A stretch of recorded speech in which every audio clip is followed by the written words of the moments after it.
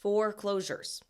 Foreclosures, foreclosures, foreclosures. We are seeing it again. We are seeing it in our Phoenix news about how nationwide we're seeing all these foreclosures. Actually, Fox 10 News in Phoenix did an article about this that we're going to take a look at. Hi, my name is Nicole Black, your Arizona Realtor, and we are going to do a deep dive into this because you need to know if the headlines are coming up weekly and saying a narrative.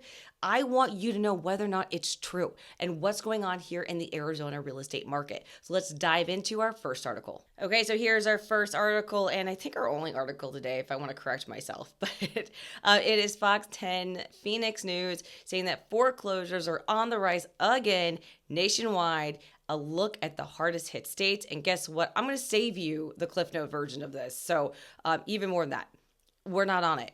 So thank you, Fox News, for reporting that to us, making it seem like maybe potentially we were in it and we're not. But here really is where we are at with our foreclosures per month as of June 1st, 2024. The red line is the notice of trustee sale. The blue is a trustee sale. And we are low, like the Fry's commercial. We are low, low, low, low, low. So, or I would say flow rider, right? You guys know what I'm talking about. So, no, we are not having a spike in foreclosures here in Arizona. I wanted to make sure you guys got to see that. But we've got this crazy market going on that we're watching weekly. So let's take a look at this next graph. Okay, so stick with me here. We always are going to cover our active listings, which is our supply, and our listings under contract, which is our demand.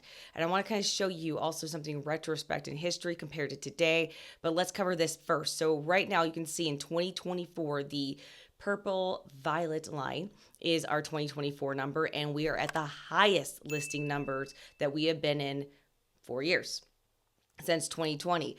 I want to keep an eye, especially come about July, and see, do we actually stay and keep going up, or do we curve and go down? So we're going to keep an eye on that. But note, listings have been steadily been on the rise this year versus our prior 4 years. Next is our, again, put your money where your mouth is. It's our listings under contract. This is so interesting. We're at the lowest amount we've been in about 4 years. You can see here again, we are the purple violet line, but it's creeping up a little bit. It's almost getting to where we were in 2023. I mean, that's pretty darn close on week 24 to where we were last year. But yet we are historically low, and I want to show you why. Take a look at this. This is our listings under contract. And what we're looking at is, of course, this is our 2023 is the pink. Our teal line, or aqua line, I would say between, is the 2024. And this black line is, or would that be navy blue? I don't know. Can't tell, but I think it's black. All right, so the black line is our 2007. This was when the market was really slowing down before the big occurred. So we are at the lowest that we've been since 2007 with our listings under contract. But let's take a look at this. At no point so far in 2024 has the count managed to claw its way above the miserable totals for 2023. So we're just saying we're not getting our listings under contract, our demand going. It just keeps slowing down ever since 4 years ago. But not only that, now 2007 was an awful year with the market stalled by the certain knowledge that housing prices were about to collapse. We are not in that situation in 2024, but buyer enthusiasm for resale homes is still very low. To put it in perspective, we have 8,238 listings under contract for week 23, and in 2011, it was 21,000. Now, 2011 was when that curve started to happen where we started to come back and started flying from there. I shouldn't say flying, like we were gradually going back. We flew in 2020, I mean. So if this is what Michael Orr is predicting, the person who is the inventor of the Cromford Report, if the 30-year fixed mortgage rate finally starts to tumble below 7%, then things are likely to improve. I recommend watching the turquoise line above to see if it can creep above the purple line over the next couple months. So we got to keep an eye on this and interest rates because that will affect our demand. It is the only thing at this time unless something else occurs in the market. Now, showing you that our demand is lower than it's been in the longest time and supply is starting to creep up, That's still for the 17 metro cities in Arizona, or the Phoenix metro market, still puts us at a CMI of 104. And if you're new to this channel, that's the Crumford Market Index report. Remember, that is only specific to Arizona. It's been going on for over 20 years, very accurate. And they give it a little bit of a buffer where they say between 90 and 110 is like a neutral market. So even with that occurring, it's showing we are pretty much in a neutral market at this time. But remember, real estate's hyper-focused, so depending on the city that you're looking at, it could be different. But overall, generally, we're in a neutral market. Right now, even our listing success rate is at 72%. That's normal.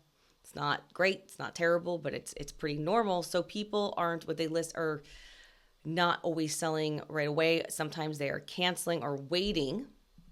And you can see right here, our cancellations are the highest they've been in 4 or 5 years as well, at 325. And I'm showing you this because, so sellers are not budging. There's three things. One, they're getting what they want. Two, they are giving price concessions or cutting their price. Or three, they're just canceling it. They're going, we don't have to sell. We tested the market. We're just going to stay in our house. So we try to get that excessive price. But the ones are getting the excessive prices, or ones that are getting that ask value, are raising our average median sale price to this day still. So even though our demand is the lowest it's ever been, our supply is only kind of creeping up. We still have prices. Our median sale price is still rising. Now, it's not rising like it was back over here, but it's still slightly going up, even in a neutral market. And you would think maybe sometimes the sellers, because they're being so stubborn and demanding to get these higher prices still, and not really letting up too much on it, that their houses would sit longer. They are at this time not. So remember though, days on market, we like to look at an average flow of it versus specific, because a lot of factors can go into days on market, for the fact if somebody doesn't make a house pending at a certain point, or when they decide it, quote, is pending, that changes days on markets and stuff like that. So, but you can see it's slightly gone down, and it's just kind of hanging out right there. So they're not staying on dramatically longer than before.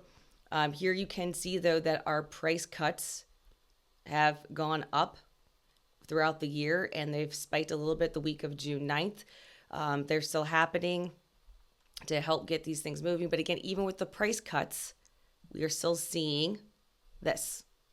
So I always want to show you that, because I can show you, I see price cuts on Zillow. I hear on YouTube that Arizona or Phoenix got the biggest price cuts. It's on a 20% discount.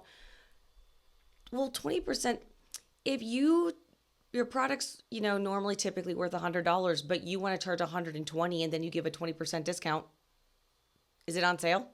It's right. So prices are still, for the median sale price is still rising, regardless that we are seeing an increase of price cuts. And then also they are giving concessions. And this one just makes complete sense, because buying down that rate, for a lot of these concessions we're seeing, it's to help buy down that rate, because when price appreciated the way they did, yes, 7% is historically low for an interest rate, but not when appreciation was at 100 for 4 years. Like it just went up way faster than what people's pay raises went over the period of time. So again, to reiterate, no, we are not having a wave of foreclosures at this time. I'm not saying that there could never be, but at this time, no, we are not seeing it versus the articles that we're reading.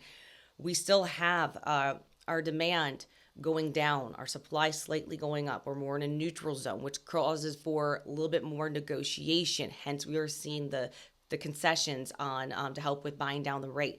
We are seeing price cuts, but again, if market value for a home is $800,000, but they've got it at $850 and they come down to $800, yeah, they had a price cut, but did you really get a deal? Some of these houses, that's what's going on. And I've been a part of these transactions where we find the comparable market value, and then we're trying to even just get them back down to where the house can even appraise for. So that's going on as well. That's more what we're seeing with the cuts, the concessions, but we're not seeing the median sale price come down yet this time, or foreclosures. So if you like this video, please like and subscribe. This is what we do every week to keep you informed, to empower you. Knowledge is power while you move forward in your real estate journey. Please comment down below if you'd like to see anything in particular. And if you have any questions or concerns or comments, always feel free to call, text, email, whatever your preferred communication is, and we will get back to you. Wherever you are in the world today, I hope you're doing absolutely amazing. And never forget, we are always here for you.